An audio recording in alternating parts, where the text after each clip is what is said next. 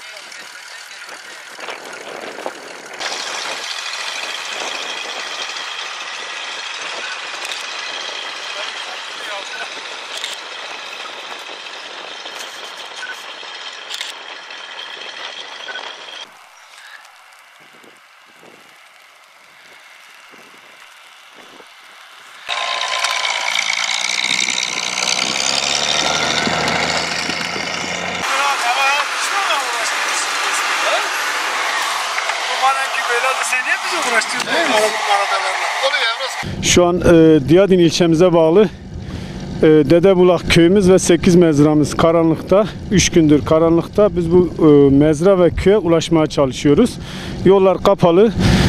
Köye varmak için kar üstü paleti aracımızla yola çıkmışız. Şu an Erciş ilçesini geçmiş durumdayız. Erciş'in köylerini geçmiş durumdayız. Arıza noktasına az bir mesafe kaldı. 3 mezramıza enerji verdik. Diğer mezralarına da enerji vermek için şu an yolda devam ediyoruz.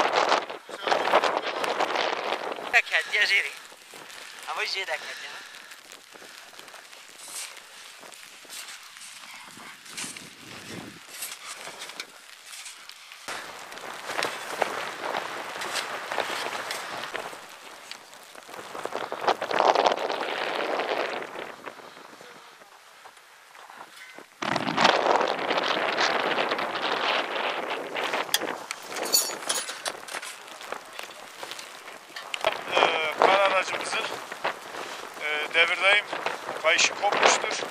Tamiri için Murat ustamız ilgileniyor. İnşallah çözümü üretecek. Tekrar yolumuza devam edeceğiz. Bak şimdi. Sen şu an dünyada şeyin kalmışsın biliyor musun sen? 40 dakika sonucunda aracımızı çalıştırdık, yolumuza devam ediyoruz.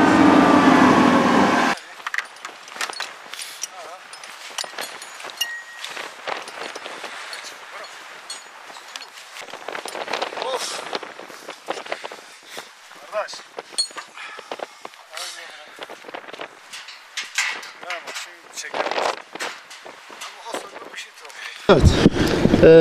Bu mezralara, köylere enerji vermek için 2 gündür uğraşıyorsunuz. Dünü, bugünü biraz kısaca anlatın.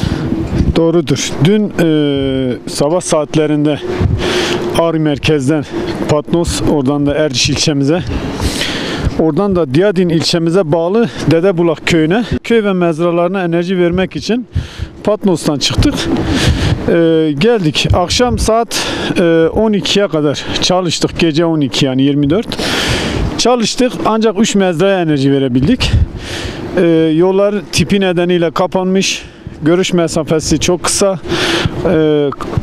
Kar üstü aracımız yürümekten zorlanıyor. Taşları görmediği için paletlere zarar veriyor. O yüzden çalışmamızı dünden bugüne erteledik. Bugün sabah erken saatlerinden Patnos'tan tekrar yola çıkarak Erciş ilçemizden yola devam ettik. Bu Dedebulak köy ve 3 tane mezrası kalmıştı enerjisiz. Uzun bir uğraştan sonra ancak arıza mahalline varabildik. Şu an arıza mahallindeyiz. Şu an teknik personelimiz direkte çalışıyor. Bu Dedebulak ve 4 mezrasına da enerji vermek için şu an bağlantıları yapacak. Enerjilerimizi vereceğiz ve bölgeden ayrılacağız. Ceylan tam bir yerde ne katına derdi.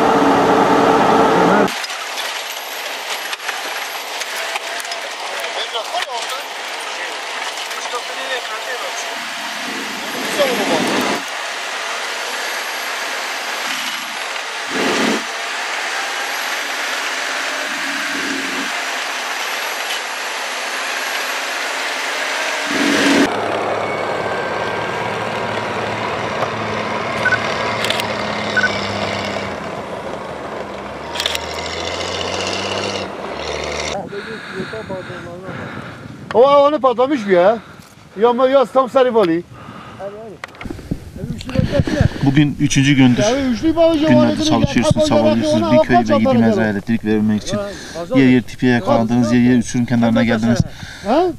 Şu anda elektrik sorunu giderdiniz. Neler söyleyeceksiniz? Doğrudur. 3. günün sonunda şu an Kaynaklı mezramıza vardık. Kaynaklı mezramızdaki arızayı da giderdik. Bölgede 2 muhtarlık 7 mezra bulunmakta. Şu an tamamına enerji vermiş bulunmaktayız. Hiçbir yerde enerjisiz ev, abone kalmadı. 3. günün sonunda tabii ki yorulduk.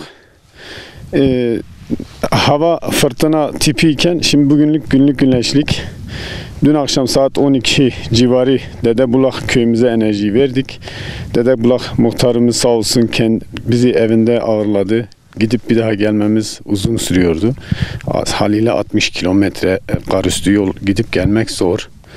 Sağ olsun muhtarımız ağırladı. Sabah arıza mahalline kısa bir sürede gelmiş bulunmaktayız. Şu an arızamızı yaptık, enerjileri verdik.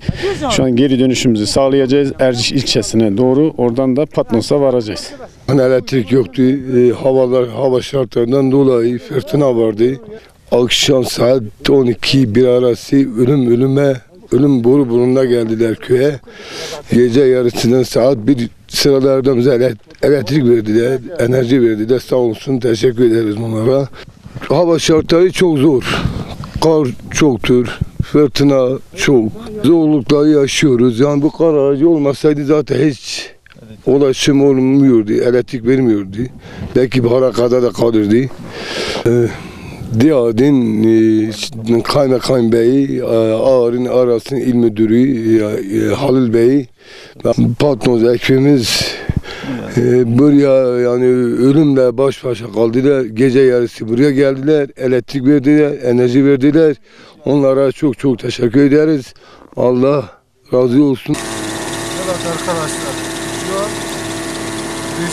günümüzde aracımızı arızasını giderdik. Şu an yola çıkacağız.